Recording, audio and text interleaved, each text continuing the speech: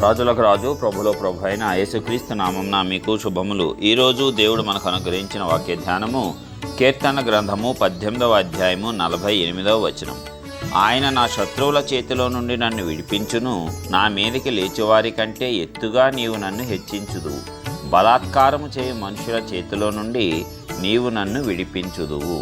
ప్రియులారా, ఈ వాక్య ధ్యానాన్ని మనం పరిశీలించినప్పుడు మనకి కూడా అనేక రకాల శత్రువులు పరిస్థితుల రూపంలోనూ మనుషుల రూపంలోనూ మన యొక్క జీవనానికి ఆటంకం కలిగించే విధముగా అపవాది చేత ఏర్పరచబడతాయి.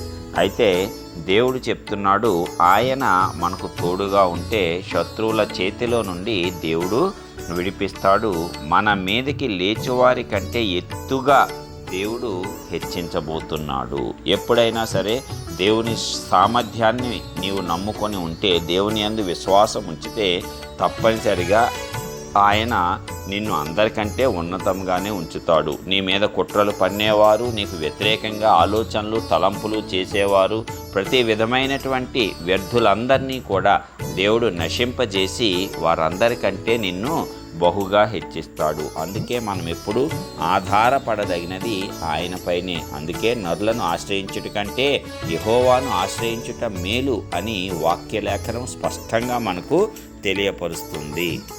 నీ శత్రువుల చేతిలో నుండే కాదు, బలాత్కారం చేయవారి చేతిలో నుండి కూడా దేవుడు నిన్ను విడిపిస్తాడు. అనేక మంది ఏదో రకంగా నిన్ను మోసం చేయాలని, లేక ఏదో రకంగా నీ యొద్ద నుంచి ఏదో ఒకటి పొందాలని నిన్ను బలవంతం చేస్తూ ఉంటారు. బలవంతంగా సహాయం చేసే వరకు పట్టు విడవకుండా వారు నటిస్తూ కూడా ఉంటారు. మరి ఇలాంటి వారందరి చేతిలో నుండి దేవుడు మనలను విడిపిస్తాడంట. వారి చేతికి చిక్కకుండా మనలను కాపాడుతాడంట.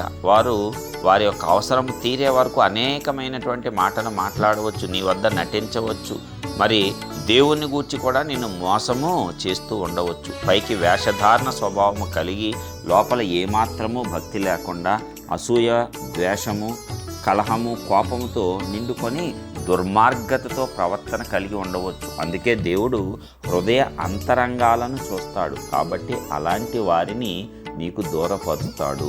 వారందరిపైన నీకు అత్యధిక విజయాన్ని అనుగ్రహిస్తాడు. ఎవరైతే నిన్ను మోసం చేయాలనుకుంటున్నారో, ఎవరైతే నీ యొద్ద నటించాలి అనుకుంటున్నారో, నీ యొద్ద లాభం పొందాలనుకుంటున్నారో, వారు మోసం చేసేది నిన్ను కాదు, దేవుడిని. వారు నటించేది నీ ముందర కాదు, దేవుని ముందరే. దేవుడు ప్రతి ఒక్కదానిని బయలుపరుస్తూనే ఉంటాడు. రహస్యమైనదేది కూడా తేట తెల్లమవక మానదు. తప్పక ఒకానొక దినమున దేవుడు అలాంటి వారందరి యొక్క హృదయాలోచనలు బయటకు తీసుకువచ్చి జనముల ముందరే వాటిని తెలియజేస్తాడు. దాని ద్వారా నీకు వారి మీద అత్యధిక విజయాన్ని అనుగ్రహిస్తాడు. కాబట్టి మనమందరము కూడా ఆయనను నమ్ముకొని ఆయనను ఆశ్రయించినటువంటి వారముగా నిర్భయముగా విశ్వాసంతో నిరీక్షణతో ముందుకు సాగిపోవాలి. ఎందుకంటే ఈ లోకమే అటువంటి జనులతో నిండి ఉన్నది. ఇంకా అంత్యకాలములలో మనం ఉన్నాము కాబట్టి దేవుడు అంత్యకాలమున గురించి ఇంకా స్పష్టంగా మనకు లేఖనముల ద్వారా తెలియపరిచాడు. కాబట్టి ఇలాంటి వారు అనేకులు మన చుట్టూ ఉంటూనే ఉంటారు. అయితే దేవుని శక్తి, దేవుని యొక్క సామర్థ్యము మాత్రమే మనలను అలాంటి వారి నుంచి, అలాంటి పరిస్థితుల నుంచి, అపవాది చేత ప్రేరేపింపబడే ప్రతి మనుష్యుడి నుంచి మనందరినీ కాపాడుతుంది.